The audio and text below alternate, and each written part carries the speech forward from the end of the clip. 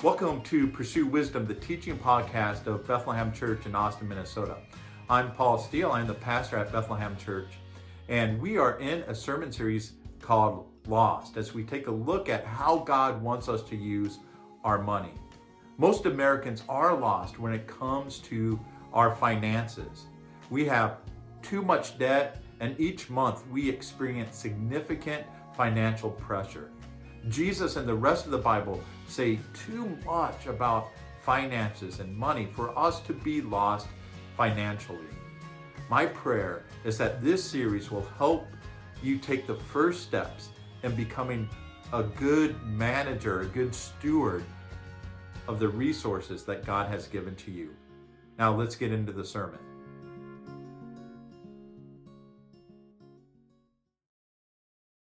Hey, so we are going to be starting out at least in Matthew chapter 6, verse 19 through 21. So just to be up front here as we get started, this sermon series comes from Andy Stanley via my brother. So when I wanted to do one on finances, and that not being my favorite subject in the world to do, I asked my brother, hey, do you have a good finance sermon series? And he said, yeah, this one from Andy Stanley from a long time ago. So anyway, just in case you're surfing the net and like, oh, and you come across that, I want you to know, like, hey, this, and give him credit too for the ideas here. So, and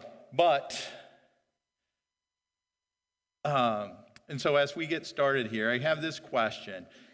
Have you ever been lost? Have you ever been lost?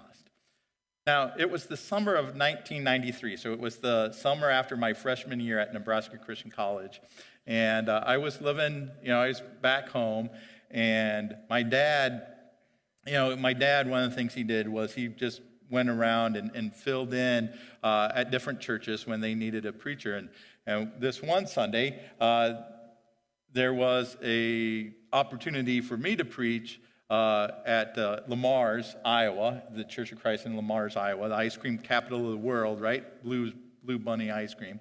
And so my dad gave me directions, told me where it was, and I go, and I'm in Lamar's, I'm in that area, but I cannot find the church. And I'm driving around and around and around. I know, and I don't remember now exactly what my problem was, but it's basically in this residential area, and there wasn't even necessarily like a gas station nearby where I could stop and ask for directions, because that was beginning to be how desperate I was. So, I was pretty desperate to try to find this church. Like I don't know, and I know, hey, they're going to be needing the sermon time's going to be starting here pretty soon. And so I prayed. I said, God, help me find this church. And as I'm driving around, all of a sudden I see this building, and on the building there's the place where it's a little bit darker in the form of a cross. So you could see that there was a cross up on the building at one time, but it had taken down. But it was darker and the rest of the building had faded. And I'm like, I wonder if that's it. And so I drove up to the building, and sure enough, it was. And I walked in, and the elders were really relieved because they were in the back kind of drawing straws to see who was going to get up and preach. And so it's no fun to be lost. If you've ever been lost and you're like, where am I? It's no fun. We don't know where we are. We don't know how to get to where we're going. But here's the thing. We can get lost with a lot of confidence and assurance. That we are confident that we know the right way to go, right? That we can get there from here. And so there's basically three ways that we can get lost. One is that we have a bad map or bad directions. All right? Even with GPS, this happens. Things aren't right, and it routes you to the wrong place. It's just bad directions. A second way we get lost is that we have a good map, we have good directions, but in there we take a wrong turn somewhere. Right? We turn too soon, we turn too late, whatever. We take a wrong turn, and we don't notice it right away. And then all of a sudden, like, where in the world am I? A third way is that we have a good map, we have good directions, but we get distracted. Right? Even with GPS, this is probably the number one way we get lost, is we get distracted. We get talking with the other person in the car or whatever. We get distracted. We miss our turn, and all of a sudden we are lost. Except with GPS, she'll remind you, hey, rerouting or whatever, but we get lost because we get distracted. Most of the time, we start off knowing exactly where we are. We know where we want to get to, and we're confident that we can get to where we want to be. But remember this, we can get lost with a lot of confidence and assurance. Confidence and self-assurance are not insurance against getting lost. You can get lost even though you're confident that you know the way. So why are we talking about being lost? Well, the reality is that more than half of Americans, and probably closer to 3/4 of Americans, are lost financially. We all start off with our first checkbook, our first savings account, whatever, with a lot of self-confidence. We believe that we could manage our money, that we knew the best thing to do. And now we realize that we are not where we want to be financially. Things are not lined up with the way that we thought they should go. And so one of the reasons we have difficulty with changing our financial situation and getting unlost is simply shame. That feeling that that we should have known better, it's all these stupid mistakes that I've made. And so we have a lot of shame, and we don't want to talk about it. We kind of want to keep it hidden. And that just keeps us in that same place. It keeps us stuck. It keeps us lost. And so we don't want to talk about it because we don't want to be judged for the choices we've made. And so one of the things I want to say here at the start of this whole sermon series is that there's no judgment here. No judgment at all. Why? Because even the most successful of us, the ones that are not lost financially, we've all made stupid decisions. We've all done dumb stuff with our money. All of us. And so there's no judgment here. Rather, what my desire is for you and for me and for all of us is that we move beyond the shame and the fear. And see, shame and fear are both indicators that we're living outside of God's will, that we're not lined up with what He desires. And so we want to move beyond the shame and the fear to being good stewards. And a steward is someone who manages the affairs or the property of another person. So we want to move beyond that shame and fear to be good stewards of the resources that God has given to us. Now, the other thing to remember here when we talk about being lost financially is that we're not talking about the amount of money we have. This isn't about being rich or poor. There are rich people who are lost financially. Yeah, they may have this look that they have it all together because they're making all this money. But the reality is that they're severely burdened financially. So you can be rich and be lost. There are poor people who are lost financially. But you know what? There are also poor people who are living within God's will when it comes to their finances. See, most of us have plenty of money. And so money isn't necessarily the issue. It's about how we use what we have. Now, I will say this. because this is one of the things I kind of ran into this week as I was thinking about this sermon, is that I think it's easier now than ever before to have money slip through your fingers. So I was listening at one of the podcasts I listen to. It's a news podcast that I listen to in the morning. 10 minutes gives me the headlines of the day and all that stuff. And she was advertising this app I think it's called Rocket Money. And what the app does is that it looks for all the subscriptions, all your unused subscriptions that are out there.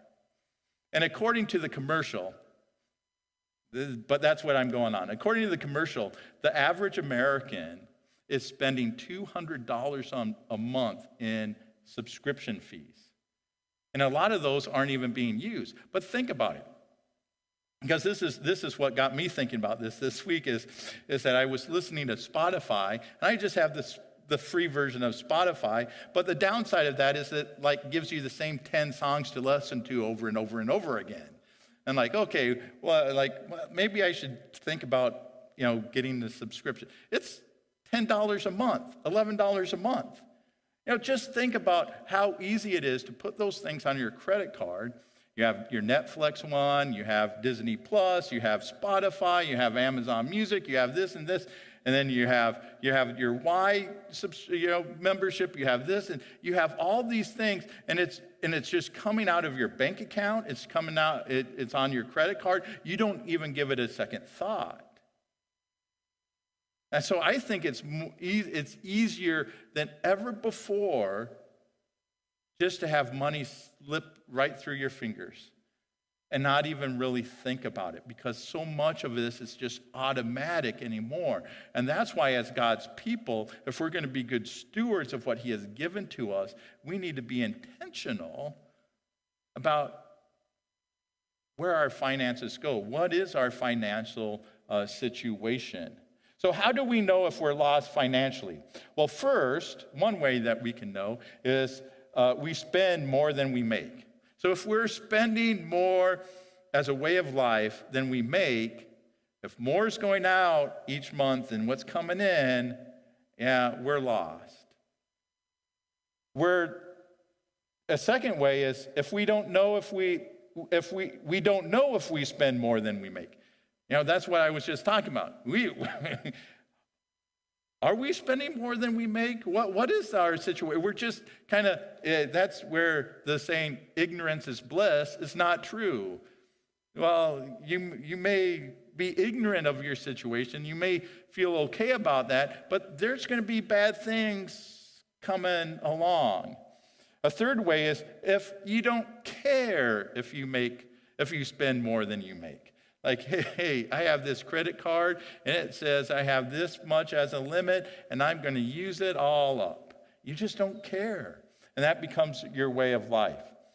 You pay the minimum on your credit card as a way of life. If that's just hey, this is just life in America, this is just the way it should be, and you just pay the minimum, you're lost financially. Number 5, another way that you can know if you're lost financially, is when we think paying the minimum on our credit card is a good financial plan. Hey, this is good financial planning. Hey, I'm paying the minimum on my credit card. 6, a sixth way we know if we're lost financially is if we make $100,000 and we feel significant financial pressure. That's saying, hey, we need to reorder some things in our lives because that shouldn't be the case. 7, if you're making financial decisions that your spouse doesn't know about, right? You are going to make this decision. You're going to kind of hide it from your husband, your wife, whatever. That's a problem. Right? Within marriage, we're a team. We're in this together. And so we need to know what each other is doing. We can't be hiding things from one another. And the 8th way we can know that we're lost financially is if we're making financial decisions that the IRS doesn't know about. Like if we're kind of being slippery on things, we're trying to keep things. Now I get not wanting to pay taxes, and I think we should take advantage of all that we can when it comes. But if we are trying to think outside the box, slipping out of the gray areas, into that's a problem. So those are ways that we can know, are we lost financially? And I think just the fact that if we worry, if we have anxiety when it comes to money issues, financial issues, that's an indicator that we are lost financially. We're not living within the will of God. So, why are we talking about finances at church, right? Well, it's not because I love to talk about money, because I'm not a money guy. I'm lost financially because finances, money gives me a lot of anxiety and worry about it. It just does. So that's not the reason we're talking about finances in church. The reason we're talking about finances in church and why we're not just sticking with spiritual issues or issues of discipleship is because Jesus wants to bring wholeness and healing to every area of our lives. And that includes our finances. Jesus wants us to be whole in our finances. He wants us to get unlost when it comes to our finances. See, money is a spiritual issue. And Jesus and the Bible as a whole says just too much about money for us to be lost financially. And so one of the very first places that Jesus addressed the issue of money is in the Sermon on the Mount. So shortly after teaching the disciples about fasting and about prayer and about giving, right?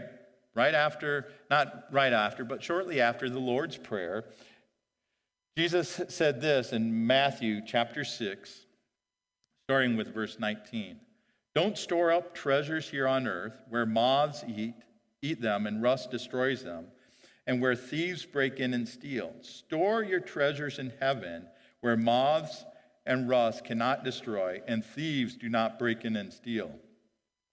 Wherever your treasure is, there the desires of your heart will also be. Wherever your treasure is, there the desire of your heart will also be. Jesus taught that our hearts and our treasures are linked. Right? And so if we're going to treasure, if our main concern here in this world is about finances, it's about money, it's about the things that we can possess, there's something wrong. That's going to affect our hearts sooner or later. So we need to be careful about what we're storing up. Are we storing up possessions? Are we storing up money? Are we storing up wealth? Or are we storing up things that really matter? Eternal things. Things like love and good works and worship. What is it that we're storing up in our lives? If money is our main treasure, if that's what we are most concerned about, and money can be what we're most concerned about, whether we have a lot of it or whether we have little of it. If it's the kind of the focal point of our lives, then it's going to control our hearts. We will value it above all else. And if we value money above all else, then that's going to be where we spend our time. It's going to be where we spend our attention. It's going to be what consumes our thoughts, and it's going to affect our hearts. We also need to remember here that what Jesus says is that our hearts and treasures are going to go to the same place, right? Wherever your treasure is, there the desires of your heart will also be. So if our treasures are about the things of this world, then our treasures and our hearts then with it are going to go the way of this world. And that's why it's so important for us to get control of our wealth, of our finances, of our money, and put that in its proper place. We want to treasure up eternal things, right? Jesus says here in the Sermon on the Mount too, seek first the kingdom of God. And all these things, God will provide all that we need when we make our first priority His kingdom. When we make our priority loving God and loving people, doing good works, being holy, loving our neighbor, like that, God's going to provide for our needs. So we trust Him in this. When it comes to getting unlost, we need to ask ourselves this very important question: what type of treasure am I storing up? What type of treasure am I storing up? What is the focal point of my life? What consumes my heart and my mind, my thinking? Luke also records some of Jesus' teachings on money in chapter 16. So Luke chapter 16, verses 10 through 13. So here we read about the importance of being good stewards of what God has given to us. And remember, a steward is someone who is managing the affairs or the property of another person. So Luke chapter 16, starting with verse 10. If you are faithful in little things, you will be faithful in large ones. But if you are dishonest in little things, you won't be honest with greater responsibilities. And if you are untrustworthy about worldly wealth, who will trust you with the true riches of heaven? And if you are not faithful with other people's things, why should you be trusted with the things of your own? No one can serve two masters, for you will hate one and love the other. You will be devoted to one and despise the other. You cannot serve both God and money. Jesus said that how we use our money demonstrates our faithfulness. How we use our money demonstrates our faithfulness to God. And we need to remember, first and foremost, then, that our money, even the money that we've earned, right, that we've worked for, doesn't belong to us.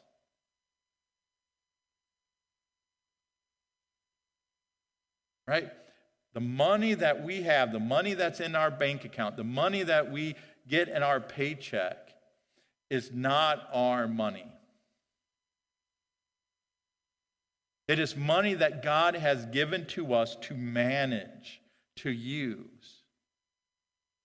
We are stewards of what He has given to us. It belongs to Him. So we are created, right? This goes back to Genesis. We are created in God's image to be His representatives. And in other words, we are created to be God's stewards of His good creation.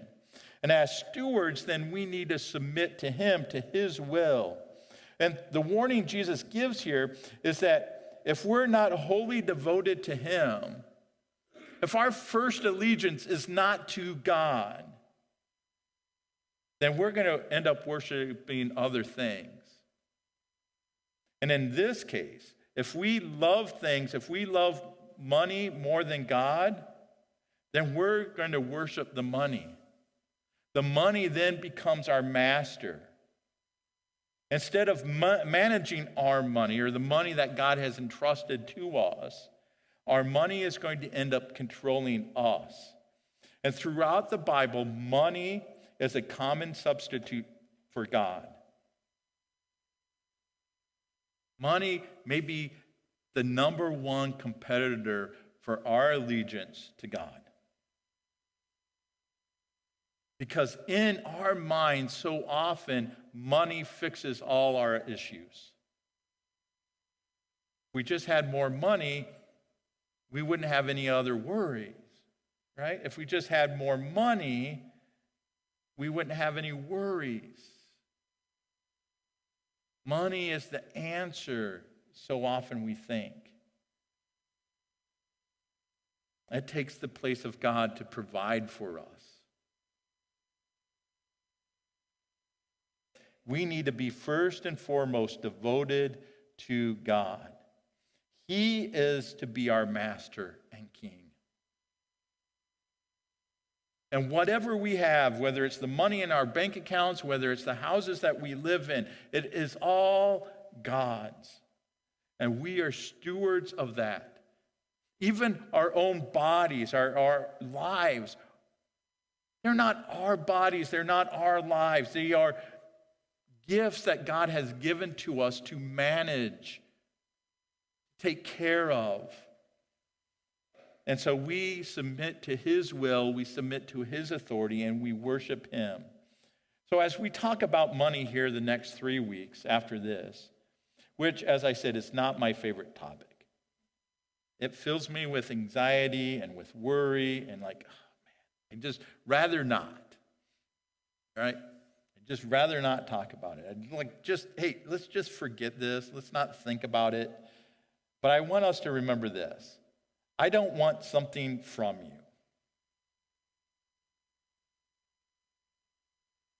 And this isn't about trying to get you to give more.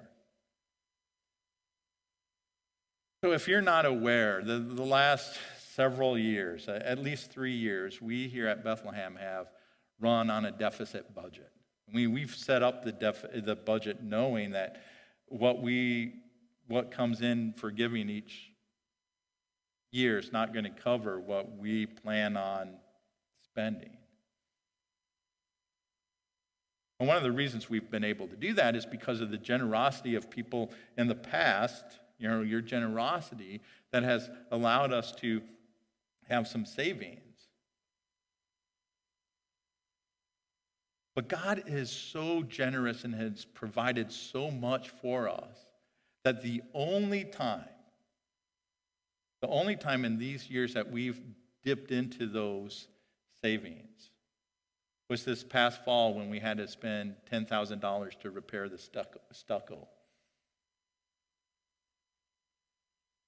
When we are living within God's plan and doing God's will, he's going to provide for us.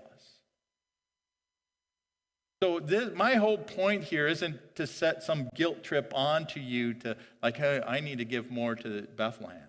That's not my intention here at all. So I don't want something from you. I want something for you. And that's freedom. I want you to be free from the worry and the anxiety and the stress that comes with being lost financially. And I can't stress this enough. God wants to bring freedom into our lives, and that includes our finances. It all begins by surrendering our lives, even our finances, to God. We commit it all to him. So here's our big idea this morning. Christians are to be good stewards of their finances. Christians are to be good stewards of their finances. And so the idea here is that we see ourselves not being the owners or in control of our finances, that this is our money. The idea here is understanding that first and foremost, that what we have, our money, is a gift from God, and we are to manage it for him. It's all on loan from God, and we are to be good stewards of it. That means we need to trust him to provide for our needs. It means that one of the things we need to do is meet our responsibilities. So God gives us money. One of the reasons is to meet our needs and our responsibilities. So we want to use that for that.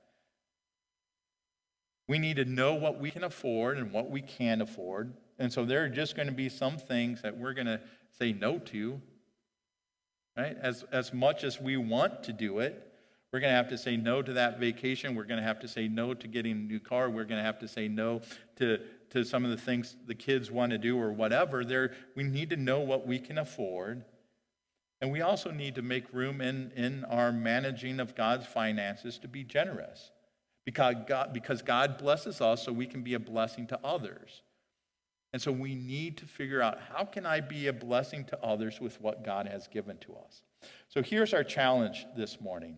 Know what comes into your bank account and where it goes. Right? So if you don't already know that, I know some of you know exactly down to a penny what comes in and what goes out, and that's great. But if you don't know, take some time this week to figure it out. And you know what? I know this is scary. That's why I don't like doing it, right? I'd rather just let's do this. No.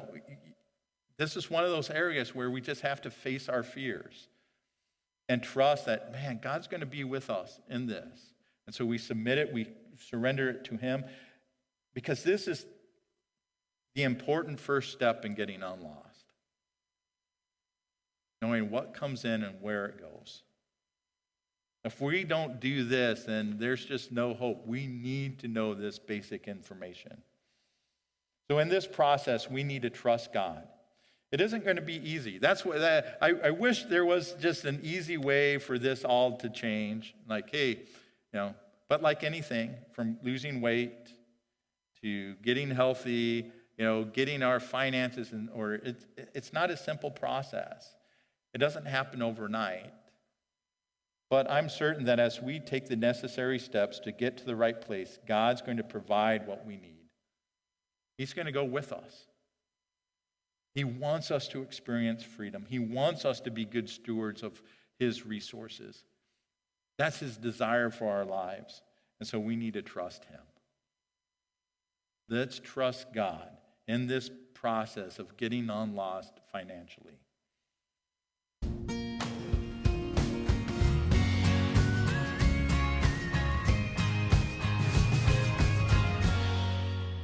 Money is a spiritual issue. It's also a difficult one for many of us. When we talk about finances, when we talk about money, it can bring up worry and anxiety in us. I'm one of those people. And so I want to encourage you to keep moving forward in this process. Take it slow. Things aren't going to change overnight. And trust God. He is going to provide for your needs. So pray and trust in him. I hope that you have a great week. I'll see you back here next week. God bless.